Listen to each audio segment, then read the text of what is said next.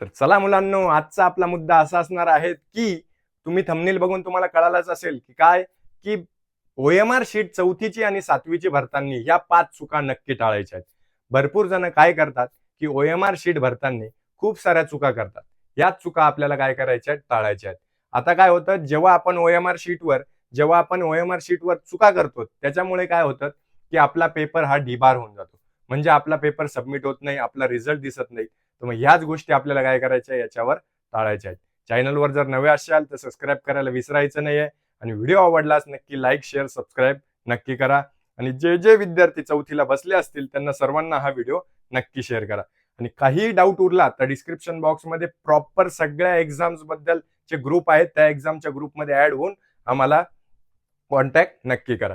सर्वात अगोदर आता तुम्हाला इथे जशी लाईन दिलेली आहेत, आता चौथीचीच आपल्याला काय ही आन्सर शीट आपण घेतलेली आहेत. आता याच्यावर नेमकं आपल्याला काय काय करायचंय. आता इथे जी त्यांची आन्सर शीट आहे तीच आपण काय केलेली इथे घेतली आहे. बघा, महाराष्ट्र राज्य परीक्षा परिषद पुणे MSCE या परीक्षेची वेबसाईट असते. आता सर्वात अगोदर तुम्हाला इथे भरायचं काय, हॉल तिकीट येईल तेव्हा भरायचं सेंटर नेम. तुमच्या सेंटरचं नेम हॉल तिकीटवर आहे तसंच. आणि आता याच्यात बघा आन्सर शीट प्रॅक्टिस सराव उत्तर पत्रिकेची आहे. आता पहिले इकडे हे नियम वाचून घ्यायचे. नियम तर आपल्याला तुम्हाला सांगतोच, नियमही व्यवस्थित हे बघा. त्याच्यानंतर सीट नंबर येतो तुमचा काहीतरी NA वगैरे असं काहीतरी सीट नंबर येतो. सीट नंबर व्यवस्थित टाका. सगळं वाटलंच तर कॅपिटल मध्ये टाकायचं. सर्व कशामध्ये भरा, कॅपिटल लेटर्स मध्ये. त्याच्यानंतर मीडियम सेमी आहे, मराठी आहे, इंग्लिश आहे, कोणत्या मीडियम मध्ये तुम्ही परीक्षा देतायत हे तिथे टाकणं आवश्यक असतं. त्याच्यानंतर ब्लॉक नंबर. आता हे ब्लॉक नंबर कुठून टाकायचा, तुमच्या याच्यावरच आलाय ना, म्हणजे तुमच्या हॉल तिकीटवरच तुमचा ब्लॉक नंबर आलाय. तर त्याच्यावरून काय करायचं, ब्लॉक नंबर टाकायचा. सर्व व्यवस्थित आणि अचूक त्याच्यावर हॉल तिकीटवर बघूनच भरायचे. कारण की समोरचे 5-10 मिनिटं तुम्हाला आन्सर शीट दिल्या जाते, त्याच्यावर तुम्ही 10 मिनिटात व्यवस्थित एकदम काटेकोरपणे तुम्हाला काय करायचं तिथे भरायची इन्फॉर्मेशन. कळालं. त्याच्यानंतर प्रश्नपत्रिका संच कोड अचूक नोंदवा. जे प्रश्नपत्रिकावर संच कोड आहे A, BA, CA, DA हा काय करायचा तुम्हाला ह्या बॉक्समध्ये फिलअप करायचा. संच कोड तो तुम्हाला इथे फिलअप करायचा. संच कोड अचूक नोंदवल्यात पर्यवेक्षकाची स्वाक्षरी. जे तुम्हाला गार्डिंगला आलेले त्यांची काय करायची, स्वाक्षरी करायची. काय करायचं, स्वाक्षरी सही त्यांची इथे घ्यायची. म्हणजे लगेच मागे पळायचं नाही, घ्या घ्या घ्या घ्या घ्या. काय करायचं, त्यांना सांगायचं की इथे अशी अशी स्वाक्षरी लागते, त्यांनी केलंय की नाही हे सबमिट करायच्या अगोदर चेक करून घ्यायचं. बरोबर. प्रश्नपत्रिका संच कोड वर्तुळ अचूक रंगावे. आता वर्तुळ कोणता, A आलाय, B आलाय, C आलाय का D आलाय तुम्हाला इथे सांगितलं. प्रश्नपत्रिका संच कोड अचूक नोंदवा म्हणजे जे प्रश्नपत्रिकावर असतो तो. आणि इथे ABC सेट कोणता आहे तो तुम्हाला इथे नोंदवायचा आहे. बघा याच्यावरच्या सर्व इन्फॉर्मेशन तुम्हाला व्यवस्थित कळाल्या.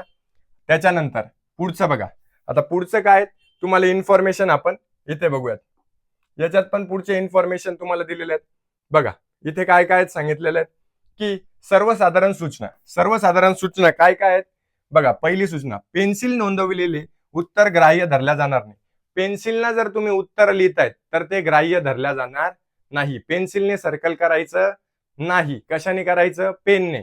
एक तर ब्लॅक पेन न्यायचा आहे पॉइंटेड किंवा ब्ल्यू पेन न्यायचा आहे पॉइंटेड.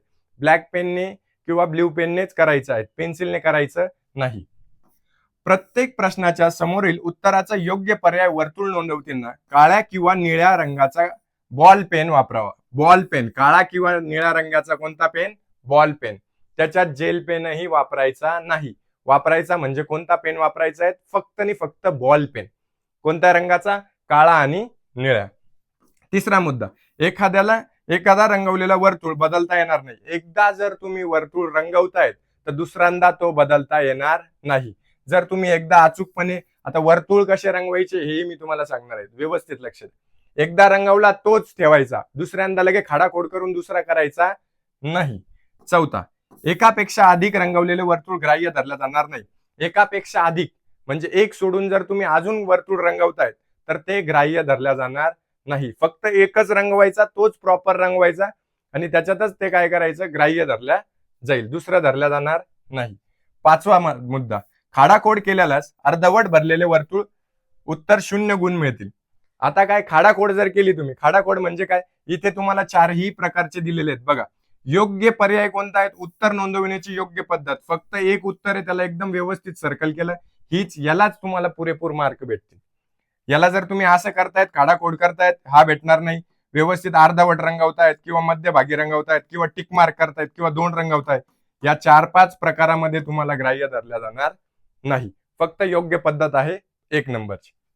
उत्तरपत्रिका घडी घालू नये, स्टॅपल करू नये, तसेच उत्तरपत्रिकावर खाडेखोड करू नये. उत्तरपत्रिका काय करायची? स्टॅपल करायची नाही, आगाऊपणा करायचं नाही. जेवढी उत्तरपत्रिका आहे तेवढ्या त्याच्यावर हे करायचं, आणि खाडाखोड त्याच्यावर अजिबात करायची नाही. कारण की खाडाखोड केली तर तुमचा पेपर तिथंच डिबार होतो, रद्द होतो. त्याच्यामुळे खाडाखोड करायची नाही. 7वा, उत्तरपत्रिका फाटल्यामुळे अथवा खराब झाल्यामुळे उत्तरपत्रिकात रंगवलेले पर्याय दिसत नसतील तर सदर प्रश्नपत्रिका गुण दिले जाणार नाहीत. त्यासाठी उत्तरपत्रिका व्यवस्थित हाताळावी. जर उत्तरपत्रिका खराब झाली आहे, काही त्याच्यावर तुमच्याकडून व्यवस्थितरित्या सांभाळल्या गेली नाही, पाणी पडलं, काही झालं, तर ती पूर्णपणे जबाबदारी कोणाची असणार? ती तुमची असणार. त्याच्यात पर्यवेक्षकाचा काही रोल राहणार नाही. त्याच्यानंतर 8वा, या पत्रिकेसोबत असलेली एक कार्बनलेस कॉपी विद्यार्थ्या परीक्षेच्या अंतिम निकालापर्यंत स्वतःकडे ठेवावी. आता याच्यानंतर याची कार्बन कॉपी असते. कार्बन कॉपी म्हणजे काय? तुम्ही जे जे उत्तर रंगवलेले आहेत त्याच तुम्हाला काय करायचं? झेरॉक्स जसं म्हणतो ना आपण, त्याच्या खाली, तर तीच कार्बन कॉपी तुमच्याकडे राहते. त्याच्यामुळे त्याच्यातून काय होतात की तुम्हाला आन्सर शीट आल्यावर तुम्हाला तुमचा स्कोर मिळून जातो.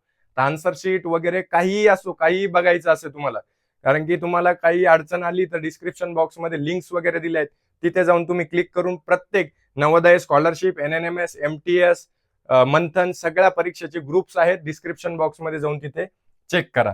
आता तुम्हाला हे सगळं कळाले आहेत. आता इथे बघा, तुम्हाला इथे दिलेले आहेत काय?